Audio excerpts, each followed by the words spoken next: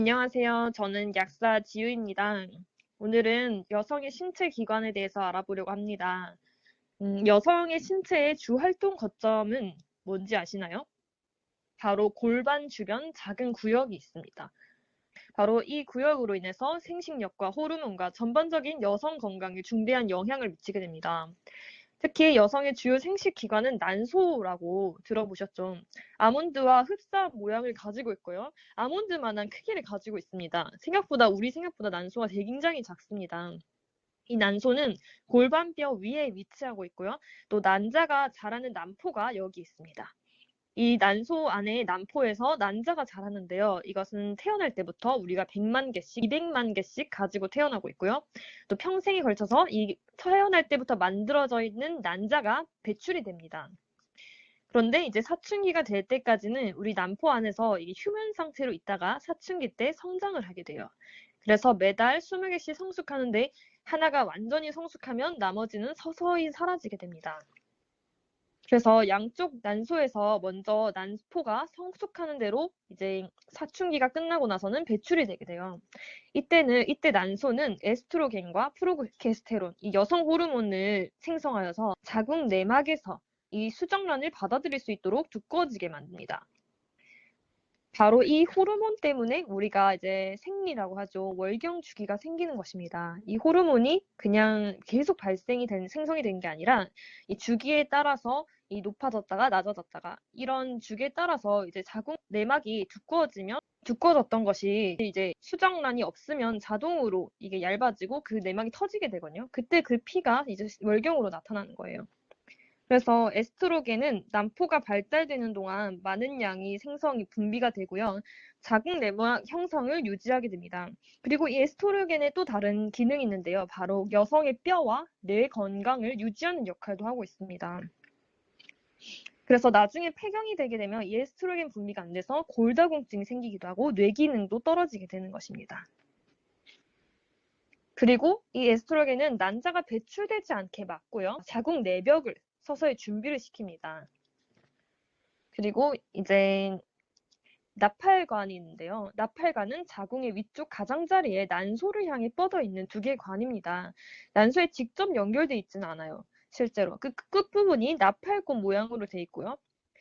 그 촉수가 난소에 닿아 있어요. 그래서 그 촉수를 통해서 이제 난소에서 배란이 되면 난자가 나타날 때 그 난자를 잡고 이제 나팔관으로 끌어올리는 거죠. 이 나팔관에서도 사실 점액이 분비되는데요. 이거는 바로 나팔관에서 수정이 되기 때문에 정자가 들어왔을 때 이 난자와 만나는 수정이 일어나거든요.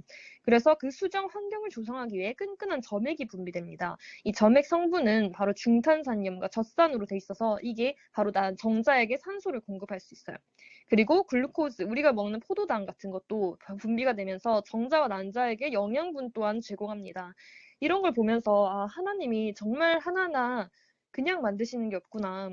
이런 관의 역할만 할 줄 알았는데 그 안에서도 또 필요한 것들이 다 분비가 되어서 그 최상의 환경을 조성하듯이 하나님은 우리에게도 이런 최상의 환경을 모든 것을 다 창조하시고 다 제공하고 계시구나. 그래서 이유 없이 만들어진 게 없다는 거를 이 몸을 보면서 더 많이 느끼게 돼요. 그래서 정자와 난자의 수정이 일어난 나팔관이기 때문에 그 환경조차 조성하는 이 세밀함이 진짜 이 하나님의 세밀함이 아닐까. 그래서 여기서 수정이 만약 이루어지면 한 7일 정도를 머물거든요. 그래서 수정이 이루어지지 않은 난자는 다시 자궁으로 이동해서 월경으로 배출이 되게 됩니다. 자궁이 또 있는데요. 이 자궁은 방광 위에 위장 쪽을 향해 뻗어 있어요. 10%에서 20% 여성들은 그 간간이 골반강 뒤쪽에 위치해서 척추 쪽을 향해 있기도 해요. 근데 이것이 꼭 문제가 있는 것은 아닙니다. 방광과 직장 사이에 있는 게 자궁이에요. 그래서 임신할 때 보면 소변이 자꾸 나오잖아요. 그게 바로 방광이 눌려져서 나오는 것입니다. 처음 태어날 때는 우리 자궁의 크기는 매우 작은 상태고요. 그러나 사춘기 동안 점점 발달되면서 다 자랐을 때 주먹만한 크기가 돼요. 생각보다 작죠. 그리고 임신 기간에는 이 태아를 품을 만큼 엄청나게 크게 확장이 됩니다. 그래서 자궁은 자궁 내막, 자궁 근층, 그리고 자궁방 조직으로 이렇게 구성이 되어 있고요. 자궁 내막 많이 들어보셨죠? 자궁 내막은 자궁 내의 가장 안쪽에 자리한 층이고요. 배란하고 나서 그리고 임신 기간 동안 이게 두꺼워져요. 그리고 자궁근충은 이제 여성의 신체에서 가장 강한 근육층이에요. 왜냐면 태아를 가지고 이 자궁이 늘어나야 되고 또 태아를 밖으로 밀어내는 출산 과정에서도 강력한 수축을 일으켜야지 태아를 밀어낼 수 있잖아요. 그래서 이 근육층이 가장 강한 근육층이라고 합니다. 그리고 배란 직후에는 이 근육층이 가장 두꺼워지면서 여기로 혈관이 최대한 집중이 돼요. 그러다가 이제 수정이 안 되면 월경으로 나오는 거죠. 그리고 자궁 방조직이 있습니다. 자궁의 가장 바깥층으로 자궁을 제자리 고정하는 역할을 합니다. 또 우리가 자궁경부라고 많이 들어봤죠. 자궁경부암 주사를 맞기도 하잖아요. 이 자궁경부는 자궁을 질 사이에 있는 원통 같은 거예요. 질과 자궁 사이에 있는 그 원통형. 그래서 이 자궁경부로 월경혈이 지나가기도 하고 정자가 질을 통해서 자궁으로 들어가기도 합니다. 이 자궁경부는 자궁과 태아를 병원균으로부터 보호하는 역할을 하고 또 성적 쾌감을 느끼게 하는 중요한 역할을 하기도 해요. 그리고 매달 월경 과정에서 모양과 위치가 변해요. 월경 동안에는 혈액을 방출해야 되니 더 넓어지기도 하고 월경이 끝나면 질 쪽으로 낮아지고 고물공처럼 단단해지기도 해요. 그리고 배란일 때는 자궁 본체로 움직여서 그 열릴 준비를 해요. 왜냐하면 정자가 자궁 안으로 쉽게 들어올 수 있게 만드는 이게 바로 인체의 신비인 거죠. 그리고 출산할 때는 평소에 2.5cm밖에 안 되던 자궁 경부가 출산 시에는 10cm까지 늘어나게 됩니다. 그리고 자궁 경부 내층이 있는데요. 이건 자궁 경관이라고 여기서 점막이 있는데 점액이 또 분비가 됩니다. 왜 이게 필요하냐? 배란 이후에는 진하고 끈적거리는 이 점액으로 만들어지는데 자궁 경부의 막의 역할을 한다고 해요. 그리고 이거는 산성을 띠고 있어요. 이때 배란 이후에는. 그래서 이때는 정자를 죽일 수 있는 환경이 되는 거예요. 그러니까 평소에는 이제 배란 이후에는 사실 이 임신이 되면 안 되잖아요. 그러니까 정자를 죽일 수 있는 환경을 가지고 있어서 세균과 정자로부터 이 자궁을 보호하는 역할을 합니다.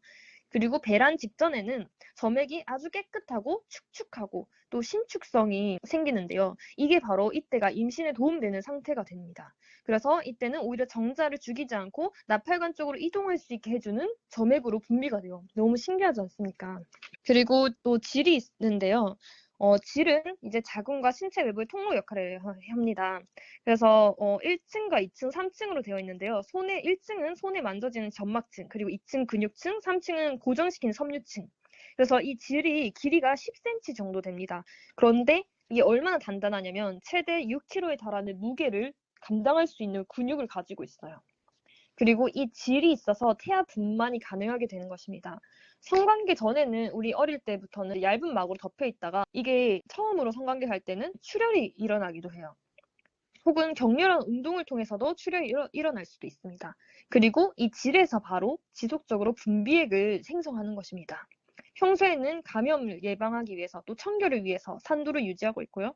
또 배란을 했을 때는 알칼리성으로 바뀌어서 이 정자가 산성에서는 살 수가 없거든요. 그래서 정자가 활발하게 움직이기 위해서 이 산도가 바뀌게 돼요. 가끔씩 만약에 질이 우리가 산성을 유지하고 있으면 이게 유산이 되기 쉬운 이 원인이 될 수 있습니다. 이렇게 우리의 여성한테 가장 중요한 신체를 알아보았습니다. 우리가 이것을 알수록 더 관리하기도 쉽고 또 질의 그런 환경을 정말 깨끗하게 그리고 또 산도를 정말 잘 유지해야겠다는 것을 또 느끼게 돼요. 네, 다음 시간에 또 이어서 여성에 관한 정보들을 또 알려드릴게요. 감사합니다.